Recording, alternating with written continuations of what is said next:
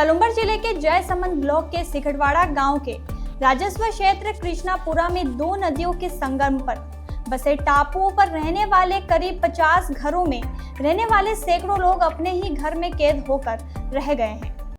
इन टापुओं पर रहने वाले लोगों की रोजमर्रा की जिंदगी इन नदियों को पार करने पर निर्भर है, चाहे वह नौकरी पर जाना हो, बच्चों को स्कूल भेजना हो या दैनिक जरूरतों का सामान लाना हो। मानसून के दिनों में यह नदी किसी खतरे की लकीर से कम नहीं होती, फिर भी लोग मजबूरी में अपनी जान जोखिम में डालकर इसे पार करते हैं। स्थानीय सरपंच गौतम लाल मीणा के अनुसार नदी के उस पार एक राजकीय प्राथमिक विद्यालय है। नदी में आए उफान के कारण शिक्षक और बच्चे दोनों ही स्कूल नहीं पहुंच पा रहे हैं, जिससे बच्चों की पढ़ाई पूरी तरह से रुक गई है। सबसे गंभीर समस्या उन मजदूरों के लिए है जो रोजाना जावर माइंस में काम करने जाते हैं। उनकी रोजी रोटी इसी नौकरी पर टिकी है, लेकिन वहां तक पहुंचने के लिए उन्हें उफनती हुई नदी पार करनी पड़ती है।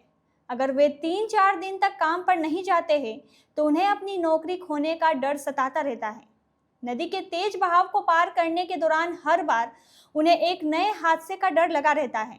ग्रामीणों और मजदूरों ने बताया कि उन्होंने प्रशासन से इस समस्या के स्थायी समाधान के लिए कई बार गुहार लगाई है, लेकिन अब तक कोई ठोस कदम नहीं उठाया गया है।